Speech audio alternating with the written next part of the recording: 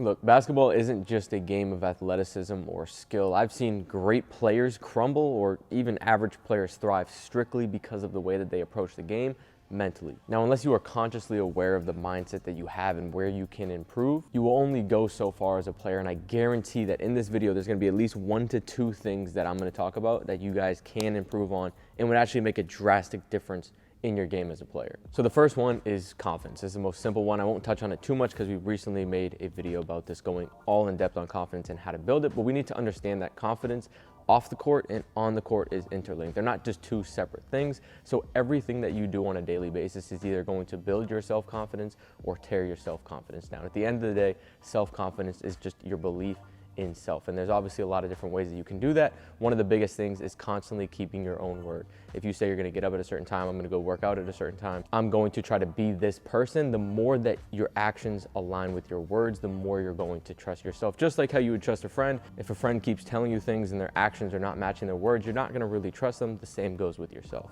Now, the next biggest thing in terms of your confidence is how you train. If you're always training in a gym by yourself, doing on-air reps, and your training is always easy, no wonder you're not confident in games, because you're not challenging yourself in practice and your workouts don't look like the game at all. So you've never actually done the moves that you worked on in a game setting. So this is one of the reasons why I always preach small-sided games and making sure your training represents the game, because you're constantly going to be challenged. You're constantly doing these things in a game setting, and you're going to build up your confidence knowing, hey, I can do this when it counts. I can do these things against a defender, and that's going to translate a lot better over to the actual game. So again, I'm not going to touch on this too much because we just made a video. I'm going to link it kind of up here. If you guys want to go watch that after this video, feel free. Now, the second thing that I see a lot of players struggle with is overthinking. Now, I've never seen this actually benefit a player. It's usually only to their own demise. So oftentimes this could be practice, this could be games, this could be training, where they're overthinking every move that they're doing. They're overthinking everything that they do, judging themselves. Maybe they're overthinking their shot. Oh, is my shot perfect? Is my elbow here? Is my elbow there?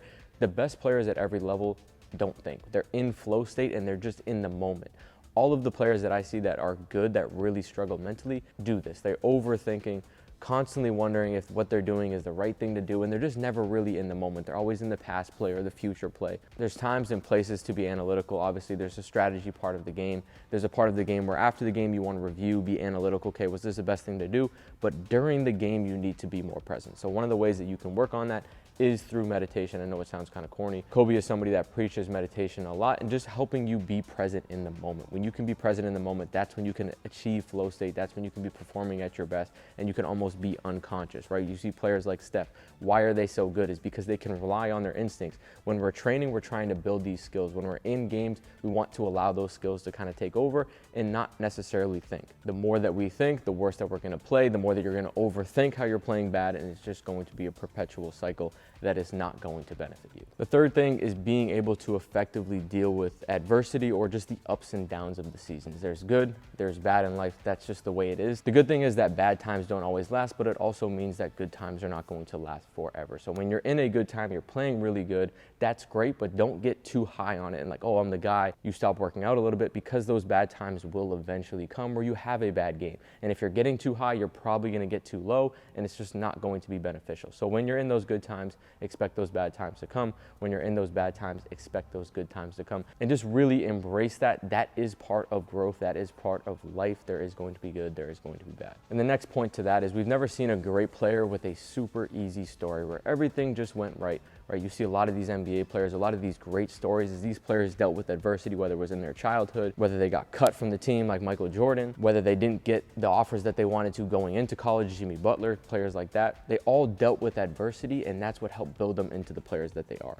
So if you're expecting a nice, smooth, easy ride where you always make the team, you're always the best player on the team, you always get minutes, you always play well, that's simply not how it's going to go. And if it does, you're probably not going to actually get to the highest level because you never dealt with adversity, and dealing with that adversity is only going to make you a stronger player. So see that adversity as a chance to grow as a player, and no good player or really high level person in any field didn't have to deal with adversity. So see this as part of your struggle, part of your story, and part of your growth. Give yourself both physical and mental challenges outside of basketball, difficult things that you know, hey, this is going to be tough, it's going to be stressful, it's going to be a little bit of adversity, it's going to be tough mentally, and just try to work through that. That's a simple way to just add a little bit of stress and a little bit of adversity tolerance to your life. So the fourth thing that I see way too often is kids judging themselves based on how well they play, as opposed to, if you're going to be hard on yourselves, judge yourself on how well you prepare and how hard you are working. So there's a popular study on parents and how they raise their kids and how it really affects a kid's performance both in school and athletics and things like that.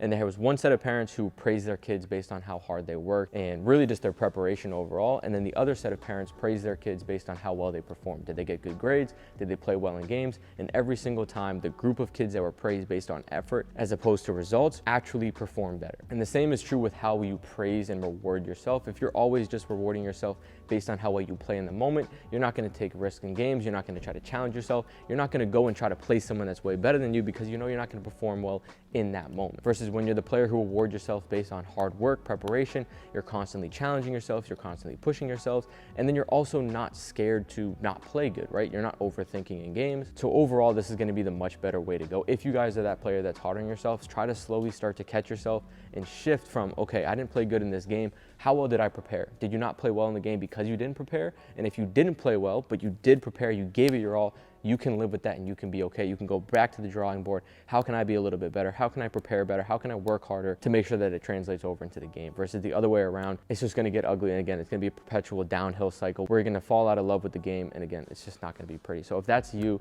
that's kind of how I would suggest that you start to make that mindset shift. And then also just paying attention to your self-talk and your body language as well. If you're constantly just belittling yourselves in games, oh, I missed a shot, I suck, I'm not good, this and that, right? You're just gonna be tearing yourself down. And the first step in that process is just being aware of what you're saying to yourself and how you're treating yourself. You would never let another one of your friends talk down on you like that, or, hey dude, you suck, you're not good at basketball, all this stuff, but you constantly say that to yourself. You need to be aware of what you're saying, and that is going to affect how you're both playing and just your mindset on a daily basis. Now, the fifth thing that I see, the last thing, is players' ego and just constantly thinking they're way better than they are, or you see the kid who, you know, comes into workouts and he's too cool for school, doesn't want to mess up, doesn't want to really make it look like he's trying too hard. Now, this comes from a lot of different reasons, and I understand why players are this way. Oftentimes it comes from the way that you were raised, how your parents praised you. Again, always trying to make sure you're performing well and you look cool. Again, I understand it, but you also have to understand that no one really cares, A, about how you perform in one game or how you look in practice. These types of players that have that ego where I'm too good for that, I'm not gonna really try that hard in drill, this is too easy. They're not constantly pushing themselves, and their improvement is gonna flatline. I see this all the time. I have numerous kids that I've had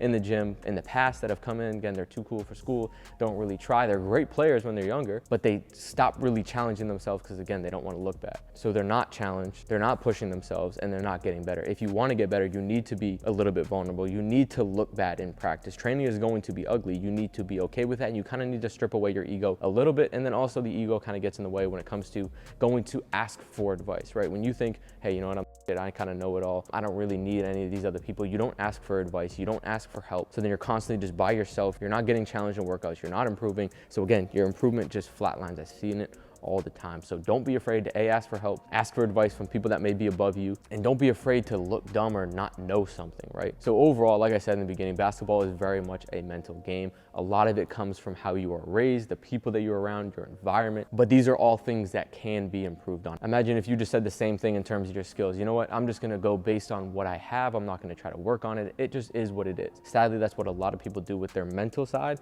is just, hey, whatever I have, I'm not gonna really work on it. It just is what it is. But the mental side, just like in terms of the skills, you may have certain genetic qualities where you may have shorter arms, you may only be 5'7" like me, but you can still improve to reach your maximum potential regardless of your situation. So these are the biggest things that I see players struggle with, and that's exactly how I'd fix them. If this video helped you guys, if there's any points that you resonated with, or if you have any specific questions based on this topic, drop them in the comments and I will answer them. I appreciate you guys.